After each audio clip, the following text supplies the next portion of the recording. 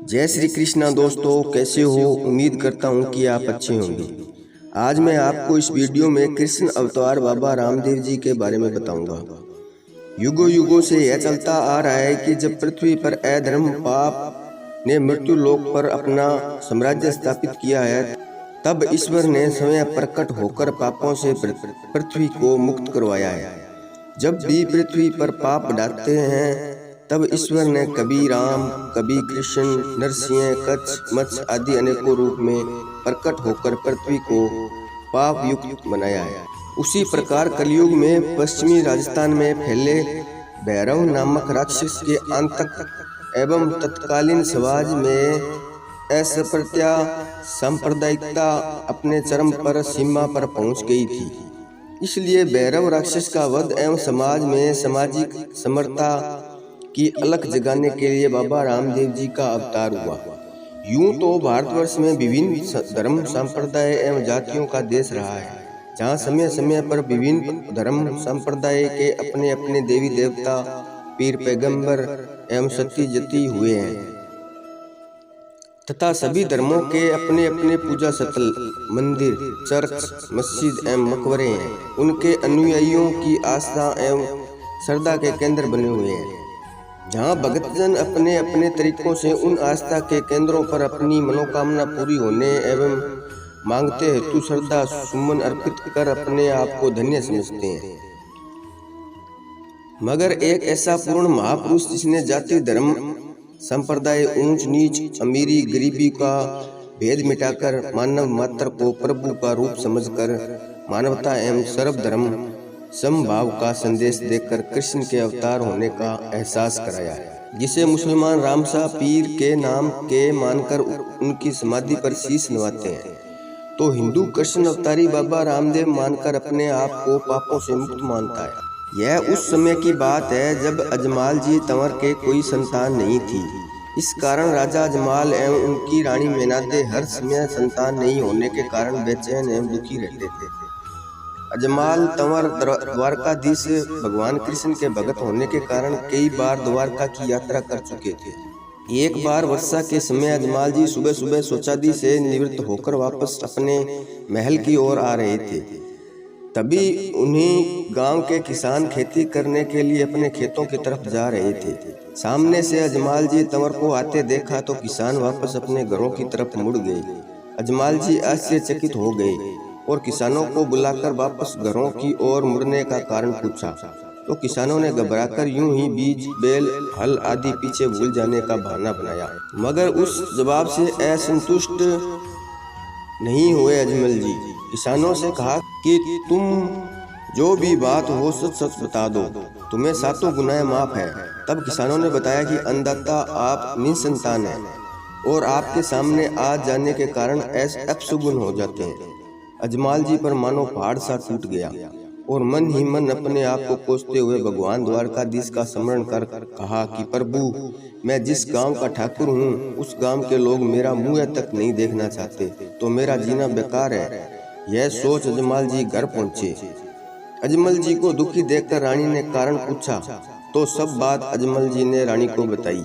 रानी भी बहुत दुखी हुई, मगर अपने दुख को अंदर दबाकर अजमल जी से कहा कि आप एक बार द्वारकाधीश भगवान श्री कृष्ण से विनती करें, वह अपनी मनोकामना जरूर पूरी करेंगे।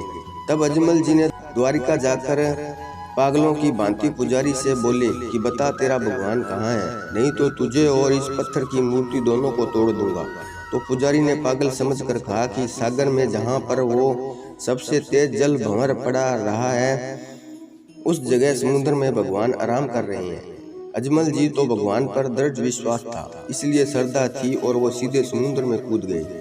समुद्र में शेषनाग की शैया पर प्रभु के दर्शन कर अजमाल जी भगवान द्वारकाधीश से वर मांगा कि प्रभु, मेरी ही प्रजा मेरा मुंह तक नहीं देखना चाहती, इसलिए मेरे भी आप जैसा सुंदर पुत्र रतन हो।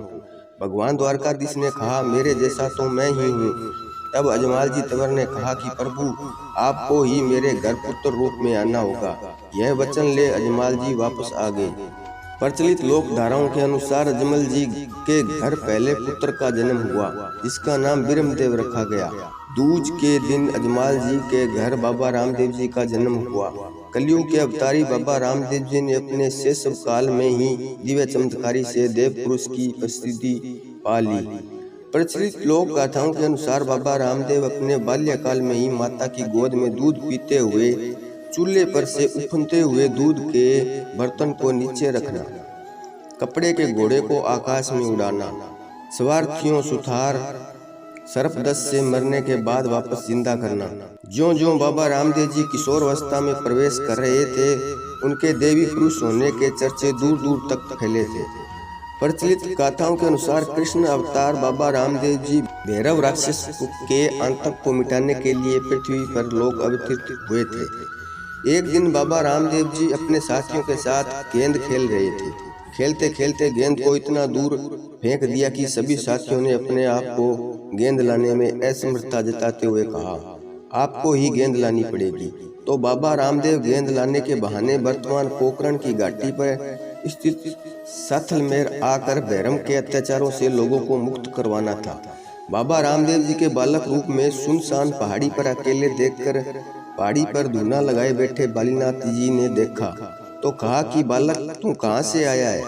जहाँ से आया है वापस चला जा, यहाँ पर रात को भैरव राक्षस आएगा। बालीनाथ जी ने कहा कि यह आदमखोर राक्षस तुझे खा जाएगा। तब बाबा रामदेव जी ने रात के समय वहाँ रुकने की प्रार्थना की तो बालीनाथ जी ने अपनी कुटिया में पुरानी गुदड़ी उड़ाकर बालक रामदेव को चुपचाप सो जाने को कहा। अर्धरात्रि के समय भैरव राक्षस ने वहां आकर बालीनाथ जी से कहा, आपके पास कोई मनुष्य है? मुझे मनुष्य गंध आ रही है। तो बालीनाथ जी ने कहा भैरव से कहा कि यहाँ पर तूने 12 कोस तक तो पक्षी भी नहीं छोड़ा, मनुष्य कहाँ से आया?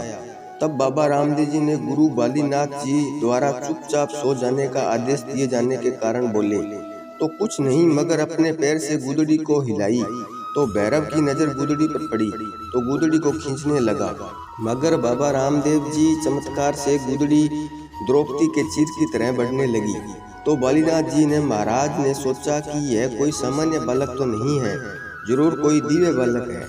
गुदड़ी को खींचते खींचते भैरव राक्षस हाँफ कर भागने लगा तो बाबा रामदेव जी उठकर बालीनाथ जी महाराज से आज्ञा लेकर भैरव राक्षस को वध कर लोगों को उससे आतंक से मुक्त कराया।